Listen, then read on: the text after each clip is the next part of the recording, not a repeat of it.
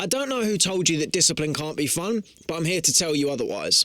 We have been sold this narrative for so long now that discipline is something that needs to be this long, hard, grueling act of drudgery that we just must endure and forsake the time in front of us as to elevate ourselves forward in the future.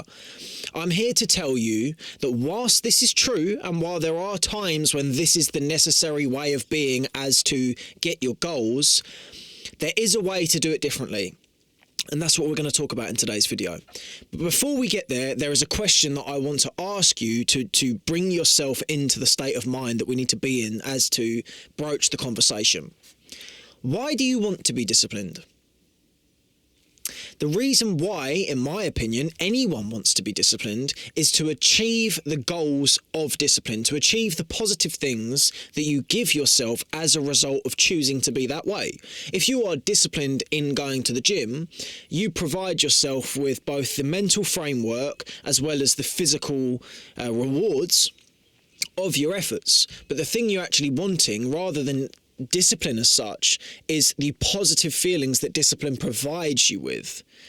With that in mind, I shall tell you a story. I went to sparring last Saturday, and in the midst of doing this, I sparred against a professional heavyweight.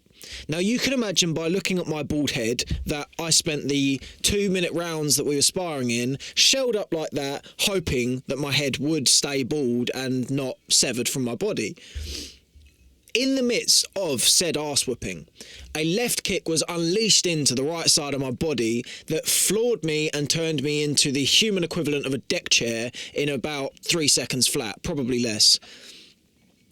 Now, I got up from this situation in writhing pain and came out of the gym once the session had been finished, thinking about exactly what it is that I want to talk about in today's video. The reason as to why I started sparring in the first place was to gain the benefits of sparring. To be able to be someone who, if something was to go down, if there was a problem to be in play, I knew a few things to keep me safe. That is the spearhead of the reason as to why I was going to sparring. Now, after the experience the aforementioned experience there, it became salient to me that I was no longer getting just that benefit. I was also assuming an array of negatives. Now, to paint the picture, some of these negatives took place as I would spend the Saturday evening of the day that I'd gone sparring until the Saturday morning of next week, quietly ruminating on the point of, fuck, I've got to go sparring on Saturday. And really, it was playing in my head for the whole week. There was something percolating, gnawing away, thinking about the fact that I have to do that. I got to sparring, I quite consistently would come away with some form of ailment or injury that either further compounded that misery, that prospective misery, or just actually put me in physical pain. And I just didn't enjoy it. And this brought me to realise something upon going into my own reflections of, if what I actually want to do is be handy and be able to take care of myself, there are ways that can be done without having all of that negative that encompasses and absorbs your week. And this brought me to the point that I want to talk about in today's video. What is the point of doing something for the sake of discipline if it makes you absolutely miserable? And more to the point, what is the point of doing something that constitutes the hard, grueling discipline if you can do something else that you feel you can do more with more joy and get the same results? The point to broach in today's video is the fact that for the longest time now, we have been told that discipline is only the hard things. It's the things that you don't want to do. You don't want to get up at 5 a.m. You don't want to go on that run. You don't want to do the cold shower. And these are the things that we should be striving for. I would wage that anyone who wants these things actually wants the positive influences and benefits of said disciplines. And there are better ways to go about this. It's important for us to recognise that discipline is, as I say, for the intensive purpose of acquiring positive mind frames and mindsets. But also, within that, we want to we want to feel not just the sense of discipline, the sense of doing the thing that was hard. We want to, actually come away with the tangible benefits of our craft. As I say, bringing it back to either the sparring or the gym, you want to get more capable of taking care of yourself, or you want to get more muscular. These are the actual products that you want, and there are ways to do that that don't constitute grueling drudgery. Case in point, if, for instance, I, as someone who doesn't enjoy the gym a great deal, goes to the gym twice a week rather than 4 times a week, and in the midst of the free time that has been afforded to me, now go and play football 3 or 4 times a week, I am now actually, on the basis of the whole week, providing myself with more product toward the purpose or towards the goal of acquiring a better physique. I've done more work because I've chosen to do it in a way that is more suitable to me. And this is an important point when it comes to discipline. We have this idea in our heads that discipline is something that other people essentially have given us the handbook for, and I disagree. I think that discipline is an act of taking resources from in front of you, bringing them back to you, as in, for instance, someone might say, wake up at 5 a.m. because it's good for you. So you take that resource, you bring it home, you try it, and then you move forward. The cutting problem that people have on this point is that they assume that if waking up at 5 a.m. doesn't work for them, that they have all of a sudden fallen out of the backside of discipline, and they're obviously someone who's just not capable of discipline. This is not true. You need to find the things that work best for you, and sometimes discipline or particular acts of discipline are not those things. For me, as someone who has done the things, I've been the person who wakes up at 5 a.m, has the cold shower and goes for the run. I have been that person. That doesn't work for me. The cold shower, on the other hand, does. So that's something that I took away from that. But the 5 a.m. wake-ups, that doesn't work for me. And running at that early in the morning just makes me incredibly tired by midday. It doesn't work for me. The problem I wrangled with on that for the longest time was feeling as though I had somehow failed, as though I was no longer or had never been a disciplined person because I couldn't wake up at 5 a.m. Let me tell you that the most important aspect of discipline to cultivate is knowing yourself. If you know yourself, you can optimize as to get the best results. And that is the key point here. Discipline has become, in many respects, something that people sort of put in the way of what they want as a result of having discipline. There was an essay that I looked at yesterday that was talking about procrastination, right? And I'm going to use this as an analogy because I think it's a really good one for this point. This essay was basically talking about the fact that people who say, oh, I don't have time to do my work, make sure that they don't have time to do their work by doing the dull, monotonous tasks that needn't be done. They spoke of the fact that the eminent writer is the person who sits down and writes their book and all of a sudden, once they've come out the other side, realises that their house is a fucking mess because they haven't done anything but their work. The person who can't finish their work is not sat there in front of their screen just staring at it thinking, God, what do I do? It's the person thinking, I need to go and do the washing. I need to go and do this. I need to go do that. I need to feed the cat. You probably should feed the cat, but you get the point. It's the person that does all the other things. And my point to sort of encapsulate and use the analogy is discipline is like those other things in some respects, where it's like, you're aiming at the wrong thing, and the thing that you're wanting discipline to provide you with the feelings that other things are capable of giving you.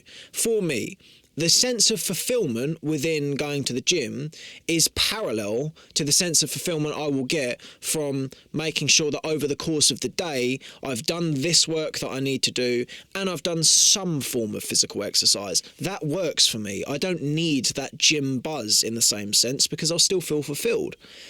I think we have lost the importance of optimizing for happiness as a result of this sort of grind set, as one of my recent guests put very well. We've lost it. And as on the point of losing it, we have brought ourselves into a position where we're actually we're cutting the nose off to spite the face, because we're not actually doing the thing that we're trying to do. And the point that I would like to sort of bring ahead to this with is doing the fun thing is quite reliably, in fact, if you do it in the right way, and I shall tidy this up after I've made the point. If you do it the fun way, you're probably doing it the right way. Now, the reason why you're probably doing it the right way is because you're going to do it more. Now, this is where the difference, and as I say about tightening this up, is if the fun thing for you is, rather than, as I say, maybe reading doesn't work so well for you, but audiobooks and podcasts do, and you can rinse through them. Okay, well, to a large extent, it makes more sense for you to do the thing that you know you can do more of, because in doing that, you will gain more. It's the same thing. Books are actually quite a good analogy for this, because a lot of the time I have fallen into the trap of thinking, if I start a book that I'm just not getting on with, I need to finish it. Now, as a result of doing that, in line with this sort of boneheaded idea of discipline, in line with doing that, I actually inhibit my ability to learn other things. I also am not learning the thing that's in front of me because the friction is too much. And as a result of that, I'm not learning that, and I'm wasting the time because I'm not learning something else that I could be learning. And this is the point of, when I say do the fun thing, I'm not saying rather than do work, go and just do nothing, go and sit in a crack den. Don't sit in crack dens. I'm not saying do that. My point is, there is a more optimised, in many respects, entertaining way of doing exactly the same thing. You just need to find it.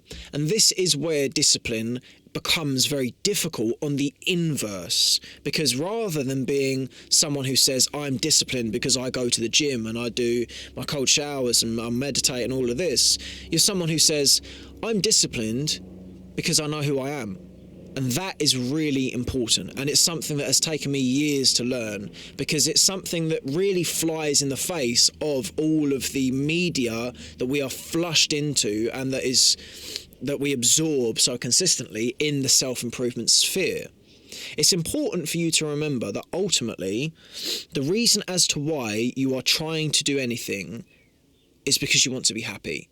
It's not because you want to be disciplined. Discipline has just become, and is, a very useful way of acquiring happiness. But as I said, and as I alluded to before the point, discipline is not the precursor to happiness. Fulfillment is the precursor to happiness. Feeling as though you have done the right thing is where that comes in.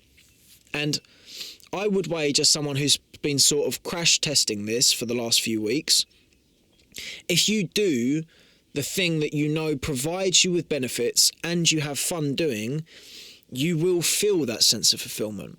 Now, as someone who has had to wrangle to sort of get to this point already, there is an important point I'd like to help you get through if this is something that you're interested in trying. I still have that feeling in my head of, yeah, you might go and do, you might be doing more work at home on the punch bag now, and that might be something you're doing, but you're not doing that sparring session, are you? That's something that is still going on up in there.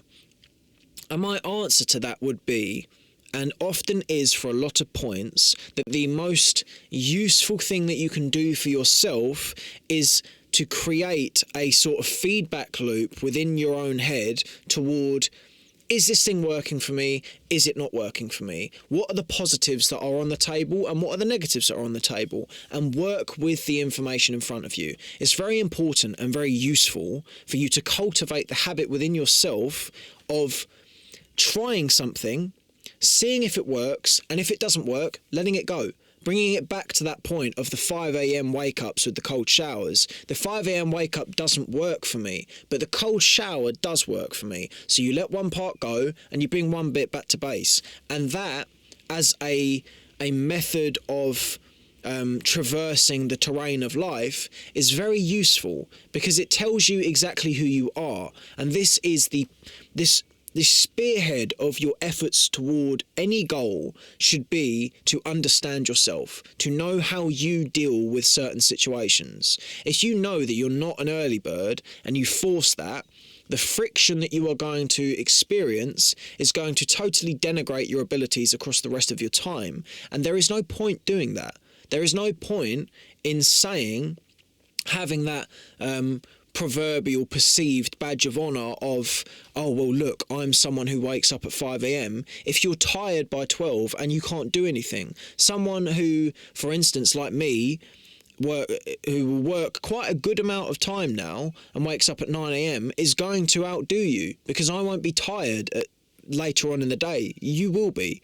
Now, I'm not claiming to be any sort of magical guru on the point of work, but I know what works for me, and that has been something that I have gradually curated as a result of this trial and error process that I think is very important for us to do. We have a lot of time in our lives as well, which is important, because in knowing that you've got this time to sort of practice things and see whether, does running work for me, or is that something that's too heavy on my knees? Or maybe some running works for me, but not all the time. Otherwise I'm going to get injured and then I can't do other things. Am I better at listening to podcasts, or am I better at reading? Am I better at working off of my phone, or am I better at leaving the phone somewhere else and doing the work on the paper? It's important to open up that channel of communication, of just seeing what works for you. And to bring this back round into the loop of discipline, this is exactly what you should be doing, because discipline is not the end goal. Discipline is something that gets you to the end goal. And I shall, as to provide the necessary caveat for my advocacy of discipline, this is itself, as I said, a discipline. And I do think there is a real utility, necessity, and importance in sometimes doing things that you just don't want to do. And this is where the point differs. This is the important, keeping that channel of communication with yourself open. This is important. Ask yourself whether the reason why you don't want to do something is because you just don't want to do it, or because you can see that it's not working for you. These are two different points. If I was a fighter, or even less than so, if I really cared a lot about Muay Thai, I would endure the pain. But I don't. I really don't care about it that much. I just want the benefits of doing it. So to me, it makes no sense to lose 2 days worth of training, potentially even more, as a result of being injured from something I don't care about that much. It makes more sense for me to pivot and find a different way to go around that, because I don't care about it that much. But there have been times before when I haven't gone to sparring, or I haven't wanted to go to sparring and then have gone, where the only reason why I was thinking or didn't go was because I just didn't want to. Now that's wrong. That's lazy, and you shouldn't do that. There are some appropriate caveats there. If you're going to see your family or something, that's totally different. But my point is, there is a difference, and we know the difference in our heads, whether we like it or not, between I don't want to do this thing because I really just don't want to do that. That's not good. But knowing that there's a positive through road to it, of course. You don't just go and headbutt a wall because David Goggins told you to. I like David Goggins. Don't make any bad points about him. And knowing that you're just doing something that you think, this is just satiating my ego, this is just scratching the itch, but otherwise it's not doing anything for me. It's actually putting me in a net negative. To encapsulate today's video, it is important to know that discipline doesn't always have to be grueling. There are fun ways to do it, and it's up to you and within your abilities to find the best ways to do things. We want results and we want to be happy. We won't always get that just by being disciplined. See you later, chaps.